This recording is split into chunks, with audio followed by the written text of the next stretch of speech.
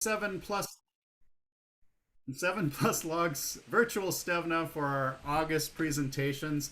I'm Jeff Husett. I'm the president of Telelogit of America.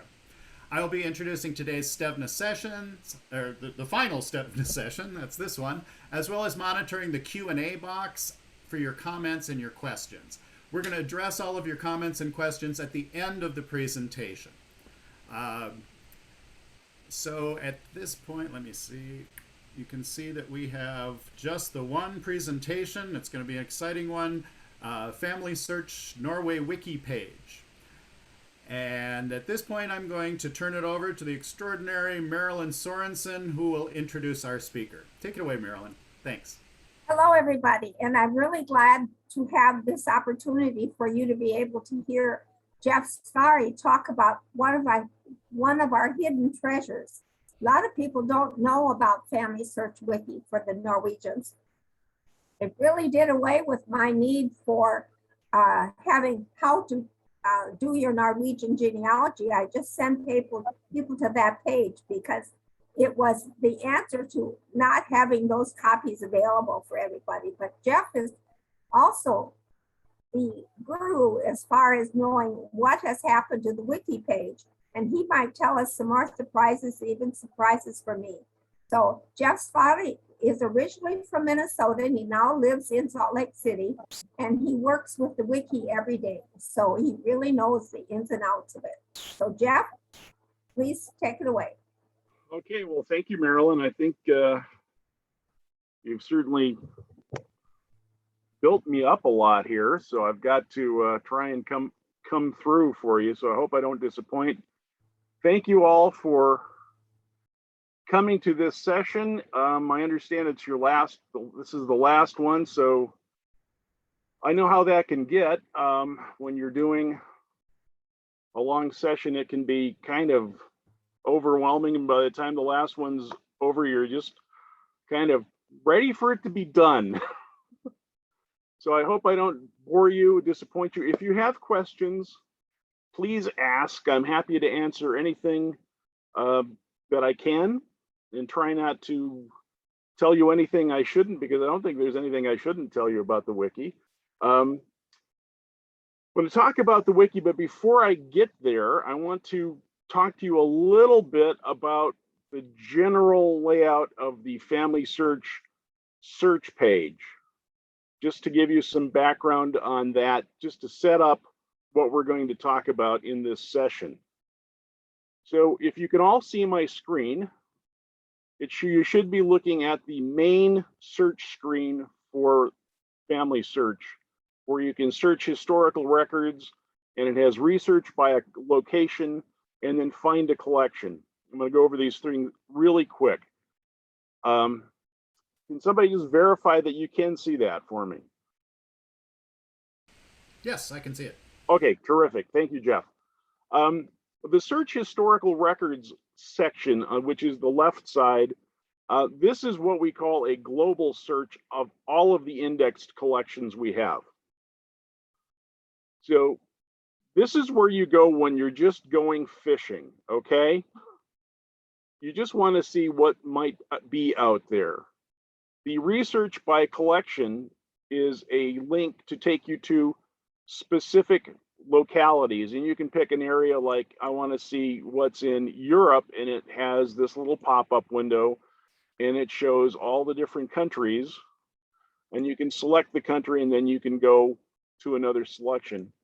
Down here at the bottom, you have find a collection. If you're looking for a specific collection that you know about, you can do that. But you can also click this link here at the bottom that says browse all published collections, which takes you to this page, which lists all of the historical records that we have published. And you can see we've got 3,072.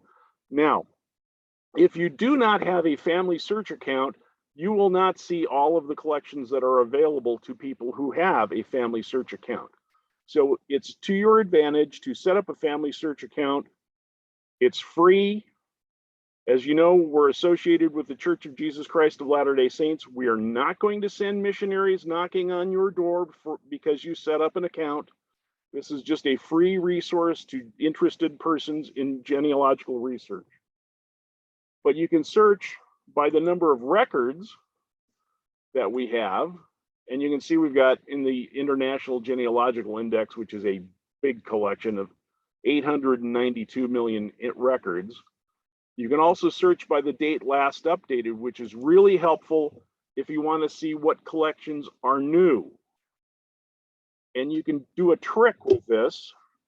If you go to filter by collection title and you type in Norway, you can see all the collections we have for Norway, and you can see which ones were most recently updated. So you can see that this collection of Norway church books, 1815 to 1930, was just published this month. And there are 17 million records, almost 18 million records available in this collection right now. So that's a new resource available for you. I hope you make use of it. So any questions about that right now? Okay, let's go to the wiki, which is hopefully what you really wanted to hear about. The wiki main page is where you get to everything in the wiki, almost. And I'll qualify that a little bit later on. On the home page, you can select areas, click the locality, and you can type in what you want there, and you can scroll down to Norway, and then you can even click that name, and it will give you a list of all the next level localities, which is going to be all the counties. So if you're interested in a specific county, you can get to it right from here. Or you can get there from another way. And let's just click on Norway, and we'll go to the main Norway genealogy page. And if you type Norway in the search box up here in the corner, and if you type it correctly, it's even better. It will, which I still can't do, it'll give you a list of titles. So if there's another one you're looking at. Now let me make this a little bit bigger so you can see that. Is that a little easier to see? Yes. So if you see Norway genealogy, it just takes you to this page again. So I'll leave it at this magnification because it's a little easier to follow along when you're on different size monitors. So this just gives you some really basic stuff. And a lot of people will tell you that the wiki is not for beginners. And to a good extent, that's true. But we have a whole lot of stuff for getting started to help you out. So if you are just getting going, or if you know somebody who's just getting started in Norwegian research, this is a good place to go and get started. Because you can click on all of these links, and we'll get to this one on guided research in a minute, because I think that's going to be a benefit to a lot of people who aren't doing, not you guys who are doing research in Norway, but to you when you're doing research in a new locality. And I'll explain more about that in a little bit. On the left side, we have the main wiki menu over here. I'll just highlight those so you can see what they are.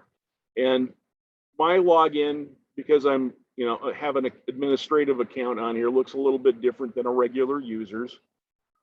But you got the wiki homepage, and about the wiki, online genealogical records. I'll get to that also in a minute. And there's the guided research that I talked about a minute ago, but we'll get to those in a little bit. But this will also help you find some other things like locating a family history center that's available near you, and that will be helpful when they reopen. Not all of them are open yet. Each one of them is opening at a different time based on different things. So this main section is getting started with a list of helpful research tools like our word lists. And in Norway, we've got this really fun thing about a dialect word list. We'll come back to those word lists in a minute. I just want to go through an overview of this page. We have this section on finding your ancestors' town. where we have a little link to an article about to help you find where they might have come from. Because, you know, if you've got a farm name, you've got to know where they're at.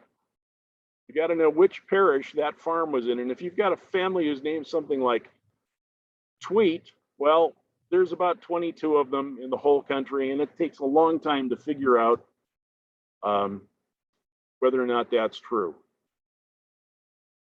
So here we have a clickable county map. And when I say clickable, you'll notice that when I hover over the different counties, the indicator turns into a hand. That means you can click on that and it will go to another county page. So I will click on Oppland and it will take you to the Oppland page. It looks a lot like the other ones. We're going to go back to the main page and cover some more things. Down here we have another list, which is pretty much the same thing. It's just a text list of those counties.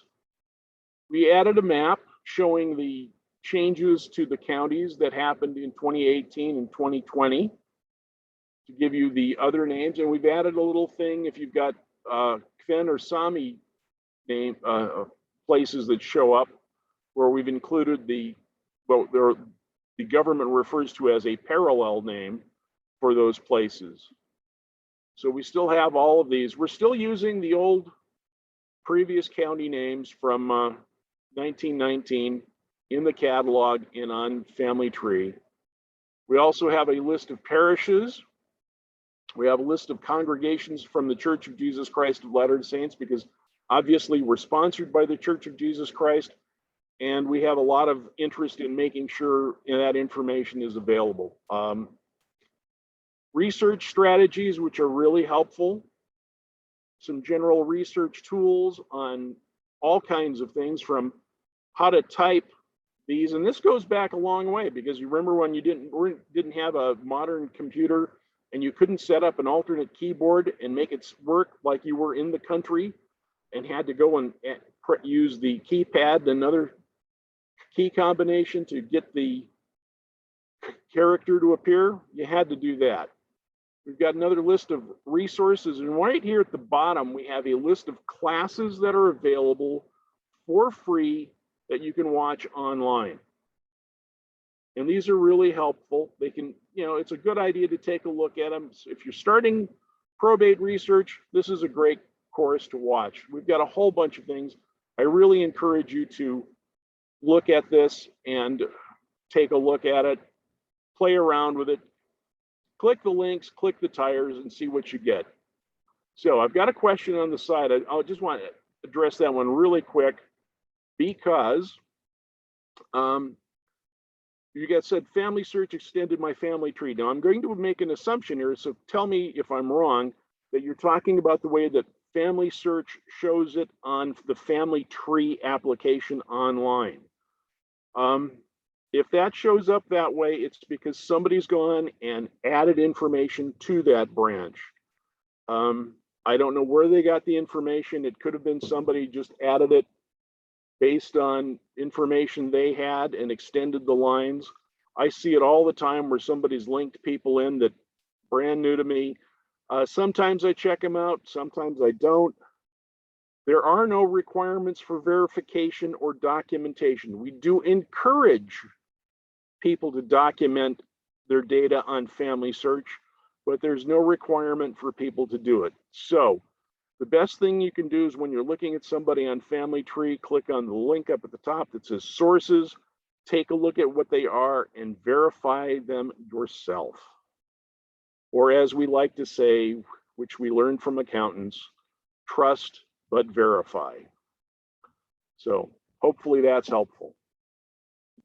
So let's go back up here and we'll go down the left side, the right sidebar, the menu box for it. We have a link to guided research, research strategies, record finder, and the finding the town of origin.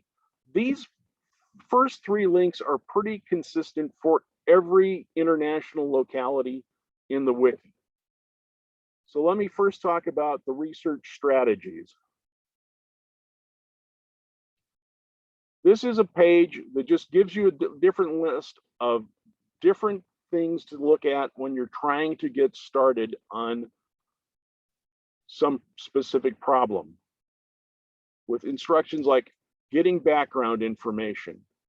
And we have a lovely article here that will tell you some more about learning the records that are available, getting some information about the history and geography, looking for other existing research, which is what we used to call the survey phase of research, and then how to search original records. And then if you're lucky, you've got a good big book for that parish, and you can go and search that. And then the same thing with that. You trust the information, but you try and verify as much as you can, because the big books don't really cite sources other than to give you a list of sources that they used in the preparation of the material. And they certainly don't cite every documented piece of data that they give you. They tell you when a marriage took place, and it's up to you to check the parish register for that year that they give and find the month and date and make sure the information is correct. So guided research is a neat thing, but this is definitely not for beginners, but I want to talk about it right now. What it is to help a person who knows how to do research in a new locality. And it's specifically limited to places where they have a robust collection of online records. So let's look at that for a minute, and we'll use the Norway page as an example. And the wiki is still being slow. So we have a black screen, but here it comes. Okay. This is the guided research page, and it starts out with two simple questions. Do you know the county? If you do, it takes you here. Which county did they live in? Let's say Telemark, just to be argumentative.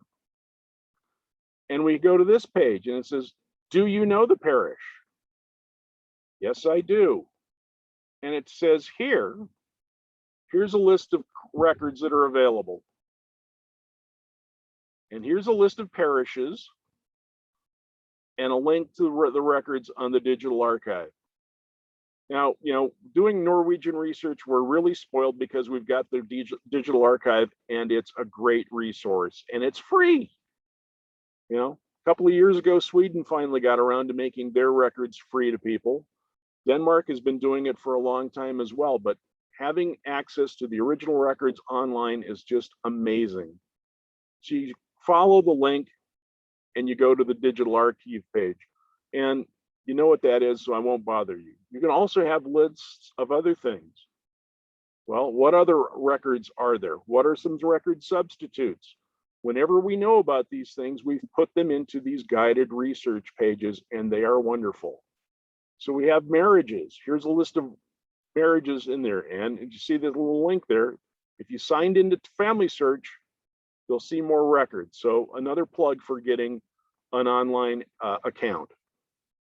And again, a link to all the marriage collections. And then the same thing for a death record. So you've got all kinds of access to do this. Now remember, this is what you want to go do if you're starting research in another country and you don't know what's available. You're an experienced researcher, but you're not familiar with the locality. That's what you do. So let's go back up here to the very top, if I can get there. We'll close that and say, no, well, what if you don't know the parish? Well, again, it gives you this link of these are the resources you can do to get started to help find out the records for that parish.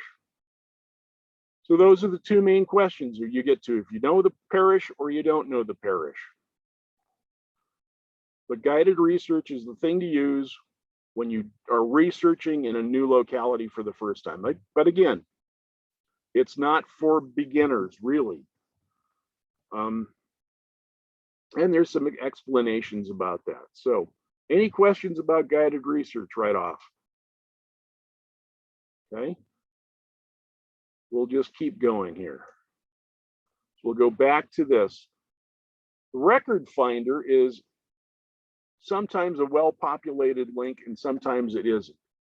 It lists different types of events and makes recommendations for where you can find that kind of information. Again, this is kind of a beginner thing, but it's important because sometimes you'll think, oh yeah, I didn't check that collection, or you remember something. This will help you jog your memory. So let's go back up to the memories on my mind suddenly, and list the record types in this section on the right. We have different topics, and these are kind of related to the old research outline that we published in the, gosh, I think the last one was done in the 1980s. Yeah, I think it was. And you have different groups listed here so we can look at, well, what does it say for books? Well, we have a little bit on different books on Norwegian research, a timeline, local histories, lots of other things. Some pages are more robust than others. Like for census records, it gives you a little overview of the censuses and what's in them. Little basic here about the census. And then down here, we have a table of contents that lists what's in the article. So if you want to look at census records based on different periods, you can jump to the different sections. So we've got an explanation about Aslak Bolt's Jordebok, which is really helpful if you've got family that lived in the northern part of Norway, and links to that. A little explanation about the two 1664-66 censuses that are available. Then you've got information about the other censuses and links to different collections that are available in these spotty period of coverage here. And then you've got more information about the 1800 census and a little bit about the statistical censuses that were available, excuse me, in the 1800s as well. And we have more information about the 1900, and we have some information about what's there and what's not there. A little bit about microform indexes, and that's kind of old hat now because all the indexes are pretty much online. This is just more or less historical information. And then some explanations like we have down here about the transcriptions that you find on Digital Archives indexes. It'll help you understand what's in those. So let's go back up to the top here. Let's take a look at the article for land and property.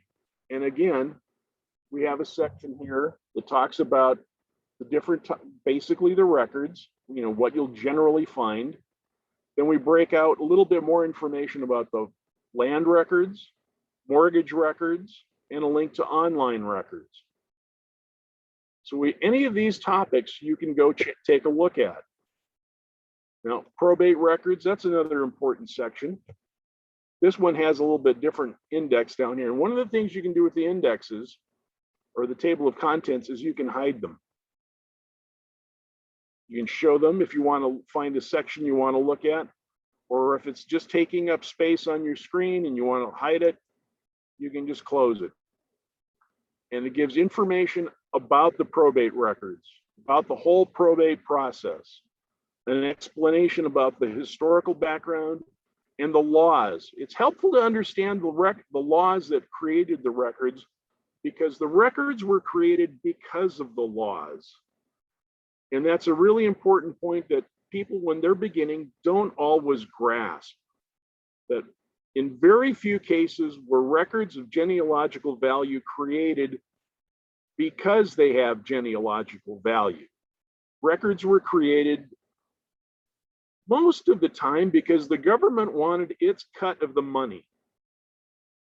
I don't know how else to tell you that, but when a person died, they wanted their part of the estate. It was their last chance to tax somebody.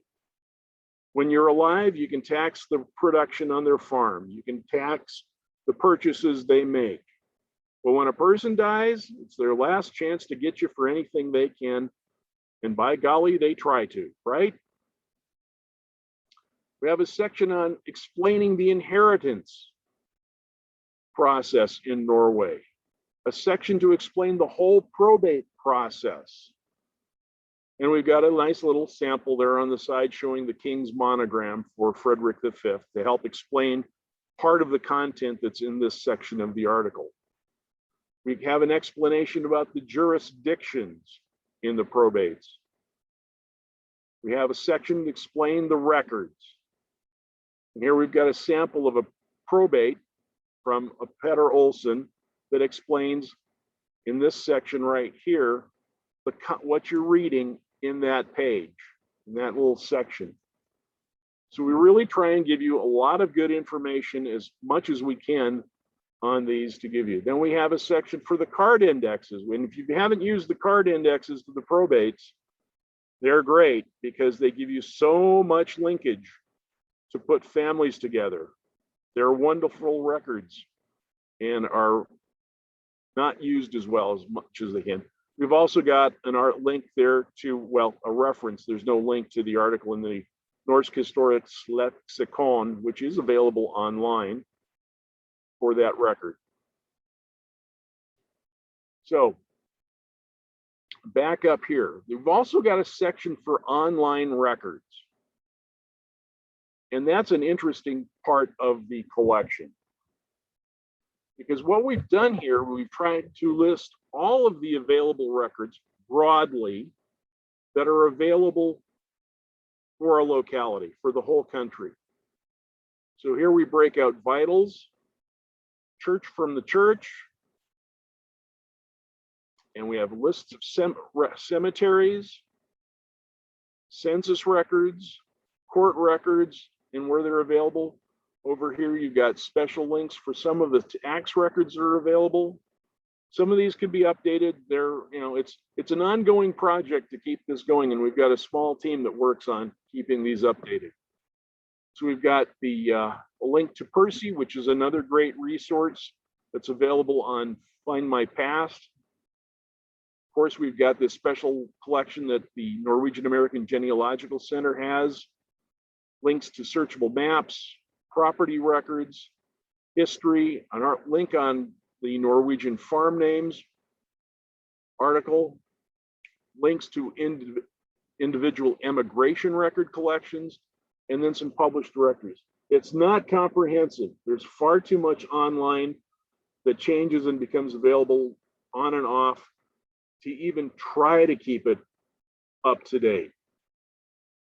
But we make an attempt. Okay, so that we've got that for all the different record types that you will come across.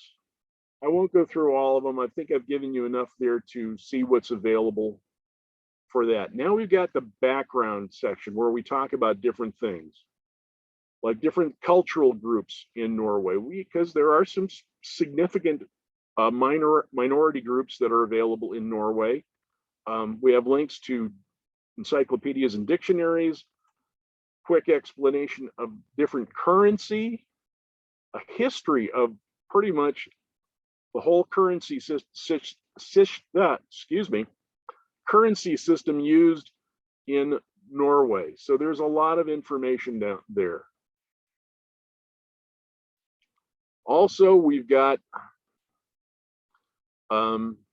links on social life and customs, which has a lot of interesting stuff about the way history was, and it has information on way to find more information about it, because we love exploring the culture, whether that's music and dance or baking, which I love to do myself, and my family is very happy that I do every Christmas, because we almost always have at least 7 kinds of homemade cookies, because you just can't have Christmas without 7 kinds of homemade cookies. And since they all make big batches, there's a lot of cookies that last for not as long as they should. But that's a different thing.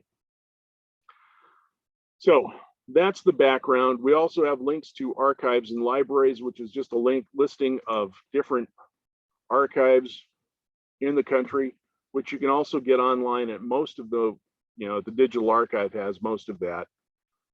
We've got them broken down here as a single place for, people to go and check and get that. A select list of different societies, including big logs. I'm not the one who's updated this page, but Gudbrandsdal it's there. So Marilyn, that's for you. We also have a list of available family history centers in Norway, where you go to this map here and you can see where there are centers. We have one in Bergen, one in Stavanger, down here in, where to go? Kristiansand. So if you're in the country and you want to go to a family history center so you can access things, this is a helpful thing. We'll go back here to that, and let's see, was there something else on this that I wanted to show you? Oh yes, the word lists. Here we've got a nice list of words that is arranged alphabetically, and you can skip to the different section if you're looking for a specific word. Let's say starts with M, you've got that, you can go right there. We also have this list on the side here of link to an article about currency, which I showed you, another one on weight and measurement, because you find those in references in a lot of the older records. That's really helpful. But one of the things I'm really excited about is this list of Norwegian medical terms, where we have a list of the old term, or the way it appears in the records, what it is in English, and then in some cases, a definition, because some of those old terms don't make sense. So this is a kind of a helpful page, because you can always find something. So we've got this special page, which is just dedicated to medical terms, because you will find these a lot of times in records and you don't know what they mean. So we've got this one available for Norway. We also have an article on handwriting, which does a really good job of explaining the history of the handwriting, and a link to different examples, some information on letter substitutions, and some really nice samples. Now, there was a book published by the National Archives as part of their record series, which I do not have, but I wish I did here. It's called Den Glemte Schriften, which has really got some great information in there and great samples with translations in them. And if you can get your hands on a copy, I recommend it highly, because you can go through that and you can practice reading, you can practice your transcription, and then you can compare it to the transcription that they've always provided, because translation skills, reading skills are always, we're always working on them. Every time you're looking at the records, you're working on your reading skills, and it's really important for you to go through them, try and improve them. It's an essential skill that you've got to work on. So that's pretty much all of those things that I wanted to talk about. Now I wanted to get into a couple of other things in here, and I want to show you one of the things. Get down here at the bottom, you've got this category. Now, categories are kind of like a topical index to the wiki, because at the top of each page, you've got a search that you can type in different things. Now, the search in the wiki is not going to be like a search for Google. So if you're doing a search for Irish in Norway in the wiki, you are not going to find anything, because that's a Google type search. The wiki search is searching for titles first, exact titles, And then it's going to search for articles that contain those words. So let's go up here at the top of the page again, and I apologize for jumping around and making you dizzy. But let's just use Irish in Norway as an example. Okay, so you can see the search is Irish in Norway. We click the search, and it says, hey, we don't have a page called Irish in Norway. So that's the first thing it looks for, is a title. So now it's looking for pages that contain some of these words, like Irish, Norway, Norwegian.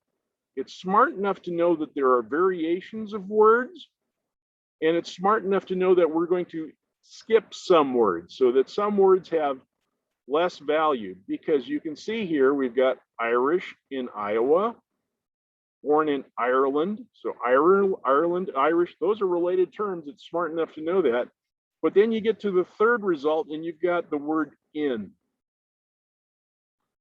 So I'm telling you, don't do a Google style search on the wiki.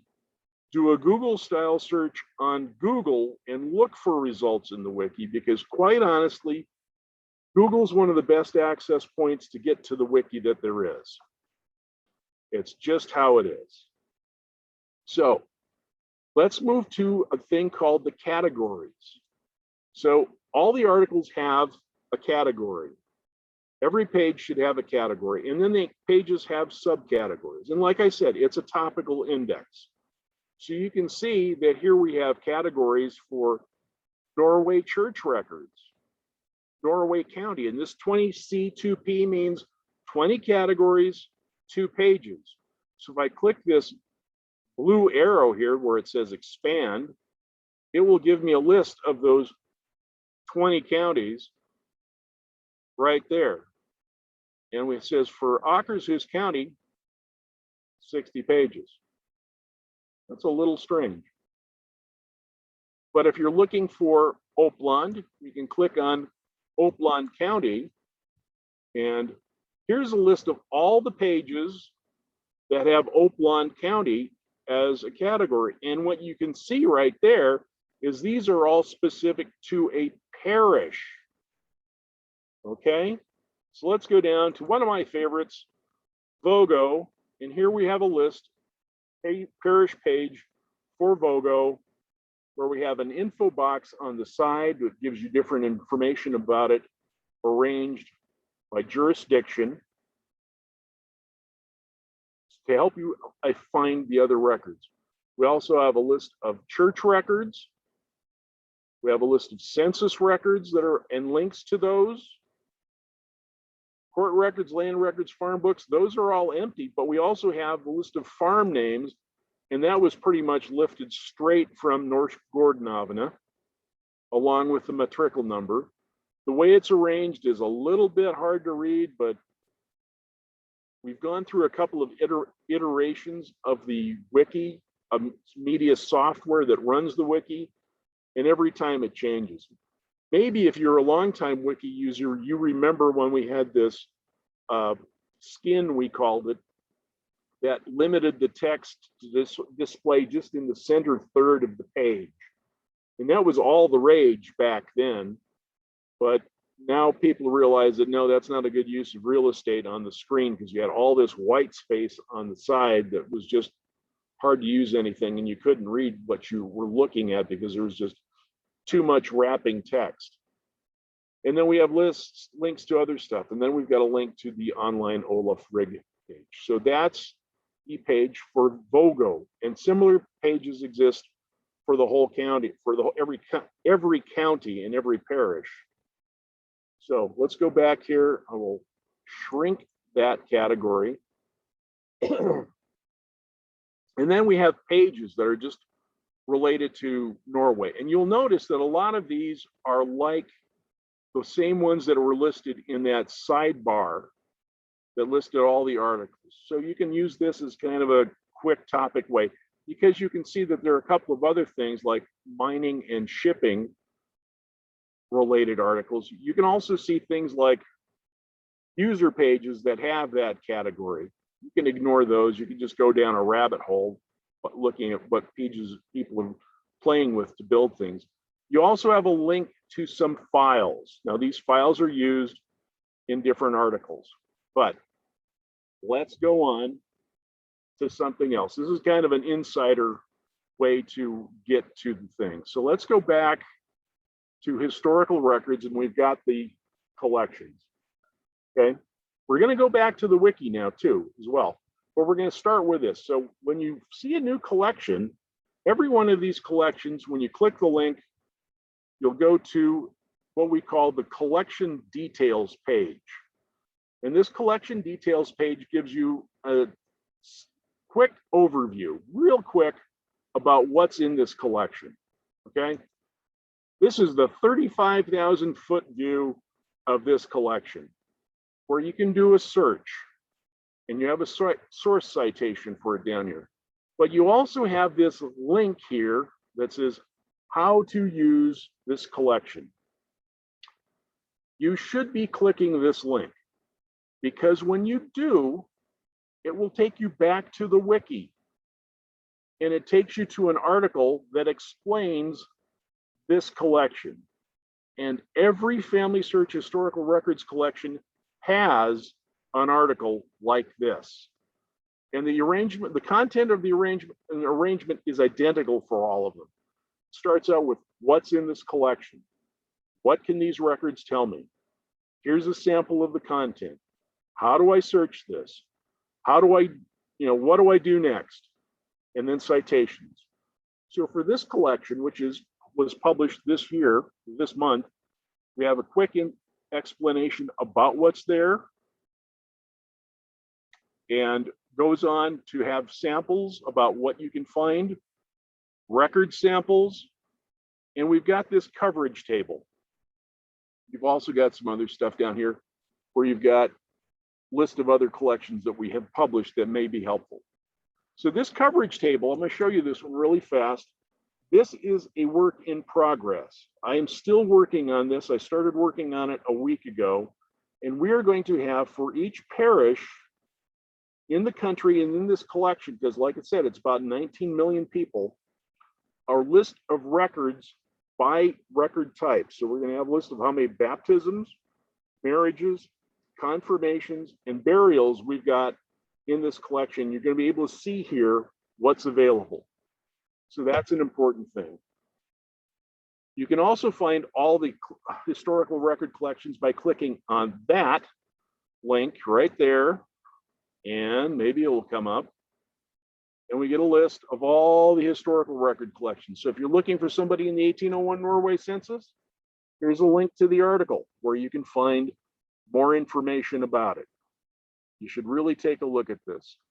It's really helpful. Now, the last thing I wanted to show you was a thing we call digital books. If you on FamilySearch, you click search and you go down here to books. It's right after the category. The catalog searches our whole FamilySearch catalog. Books searches digital books in our digital library.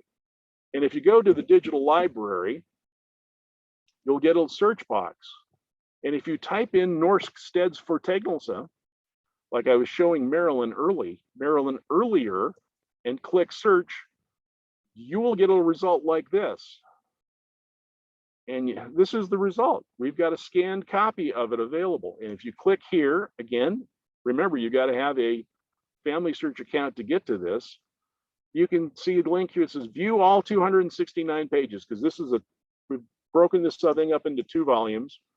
If you click there, you can download this whole thing as a PDF file, and you can have this on your laptop or your desktop for your own personal use. So that pretty much wraps up everything I wanted to talk to you people about. Wow, that was amazing. There's a lot there. Well, I visit this page. I visit the Norway Wiki page very often, and you've shown me so many other things to be checking out. I can't wait to get back to it. I guess the lesson here too is come back often.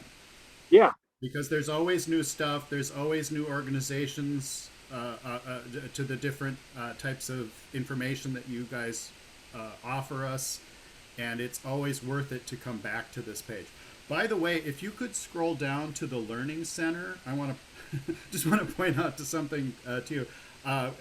Under the Learning Center, their very first one with exploring probate records in Norway, that actually goes, at least on my system, is going to something about Latin handwriting. Oh, it does. And the one below it too goes to lesson 4, or pardon me, lesson 3. Yeah, the one on church records I think goes to lesson 3 in Latin handwriting. Okay, well, let me show you something else then. Okay. And really quick, this is in my own personal sandboxes. We're working on an update to part of this. So let's find here, Learning Center right there. Here we're working on a new page, but this is the existing page where you can search this one. And if you just do Control F on this page and type in probate, you'll get 21 matches, and we can just go click through here and you can find the right one. And that one, there it is. That one says lesson 625. Let's find out if it goes to the right one. Yes. So when you've got something in the Learning Center, you can do that. I will make a note and have our team work on getting that one fixed. Thank you for finding that, Jeff. Yeah, because I'm very interested in the probate records, so I will definitely be taking a look at that one. Yeah, good. We have a question in the chat here. What is the name of the document from the National Archives you just meant? Oh, Den glemte skriften. Yeah, that's it. Forgotten writings. Yep. And let me see. Yeah. Tell you what, I'll type it into the chat. Okay. For everybody to see how to spell that and everything. So. Well, let me do this. I might show you right here. We got search the catalog, and we can search by a title. Glemte skriften, and there it is. Yep. Gothic handwriting in Norway, and there we've got a list of it. The catalog record. We have 4 copies of it. Only 3 are on the shelf. One of them's in my cubicle in the library. I see. And I see Linda Lowry provided that link too. Thank you, Linda. Great. Thank you. Yeah, it's still available for purchase. I can't remember how much it is, but my family's been told if there's something you're looking for to buy me for Christmas, this is definitely near the top of the list. This would be a good one, yeah. It is. It's great. Excellent. Let's see, there's another. And that's not a bad price when you consider what it is. Let's see, Linda Lowry is also saying that if you want to buy your own copy, 569 kronor. Yep. Excellent. Thank you. Yep. Rather spend my money on that than a few more bacon pulsa at Narvesen. Yeah. Exactly. I think you've shared hidden treasures of the Wiki page. Well, thank you. I hope so. And if you've got more questions, send them to Marilyn or to Jeff, and they'll forward them on to me, and I'll do my best to answer them. Absolutely. Yeah. Because, talking to people who like Norwegian research, about Norwegian research, and about the Wiki, that's a good use of my time. Yeah, absolutely. So are there any more questions for Jeff? Here's one.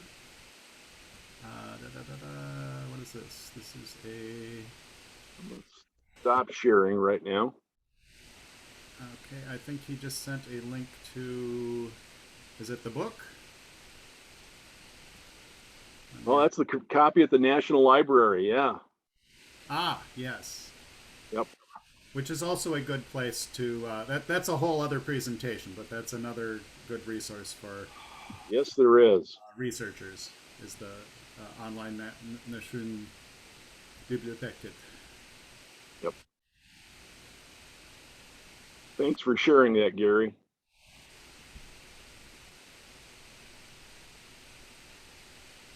Yeah, and used copies of that might probably more likely to be available in Norway and then have them shipped, but Yeah. No, Jeff, it just dawned on me. I don't know if you list anywhere on the Wiki page all the Statsarkiv in Norway and the areas they cover. I think we do actually. Let me find it. And come on. We have a section in local resources. It's called Archives and Libraries, where we have a list for all of the regions, and they do show which ones they cover. And let me just go back to sharing my screen and go ahead and share that.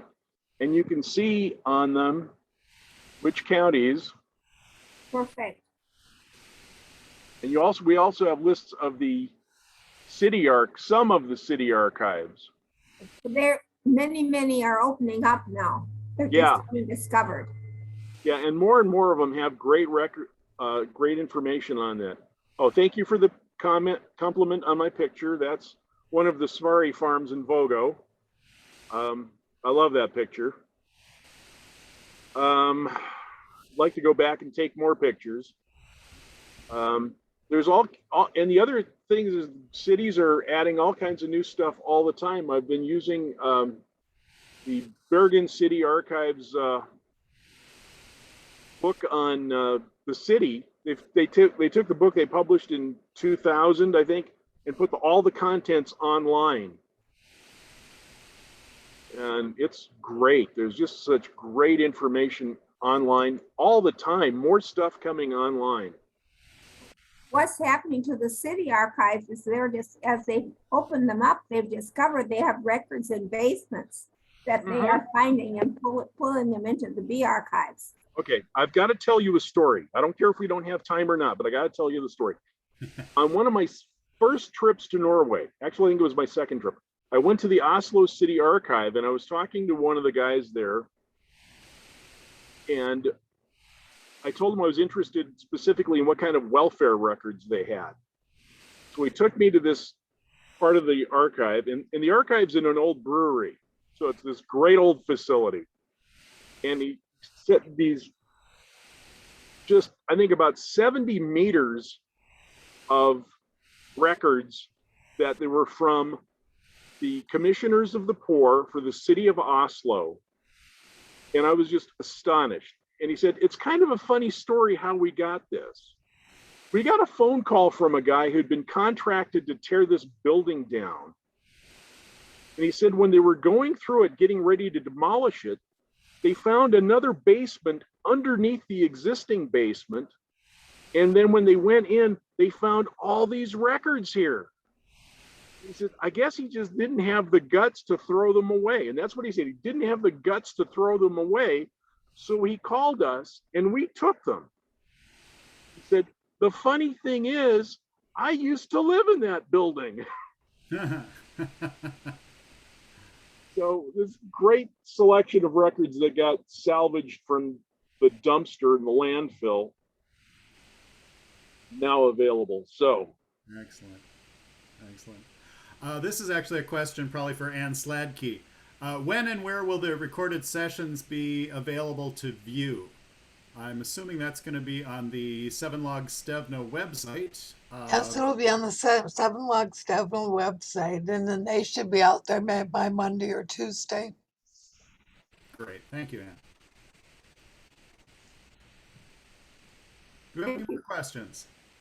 Thank you, Jeff. I really appreciate all that you've shared. And I'm hoping if there are more questions, I won't stop there. So go ahead, Jeff, if you said, and follow through with that.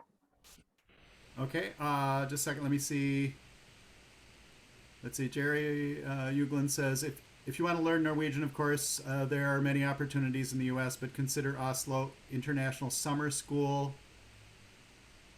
Yes, us old people can attend. Check the website. So that's if you're interested in learning Norwegian in Norway, even. Very much. best place. Yes. there's also other opportunities through different Sons of Norway lodges, as well as Mindekirken here in Minneapolis as well. Mhm. Okay, well, thank you very, very much. This, like I said, I can't wait to. I've already got it up on my other computer. I've got the family search site up, and I'm logged in, and I'm already exploring this stuff. So thank you Great. very much for these great tips. I think at this point, I'm going to turn it over to Karen Olson, who's going to give us kind of a send off here. There you go, Karen. All right, thank you, Jeff Huset, and thank you, Jeff, our presenter. That was absolutely a wonderful presentation, and what a way to end our virtual Stevnes that we have been partaking of for the last 4 months. So anyway, thank you very much to each of the participants who have tuned in, and thank you to the NSI board for pulling all these great presentations together. I know now I'm all excited to go and check out this Wiki page. I mean, I've been on there many times, but there is so much additional information that was presented today. So it's exciting just to get everybody moving again on their genealogy research. So, and just to let everybody know that the Stevne planned for next year, which was going to be in Duluth, the location has been canceled. The dates will be the same, July 13th through the 16th of 2022. That is a Wednesday through a Saturday. The Hodelon log is in charge of the Stevne. They are the hosting log. They are looking at additional locations right now, thinking about Eau Claire. So if that all pans out, that's where we will hope to see everybody in 2022. And I think we are all looking forward to getting together again and being at Stevne and seeing our friends and doing more genealogy and listening to presentations. So thank you to each and every one of you for attending today. And I hope that your Saturdays over the summer, when you have tuned in, have been worthwhile. I know I certainly have learned a lot. So many, many thanks to all the wonderful presenters. And thank you. Have a good weekend.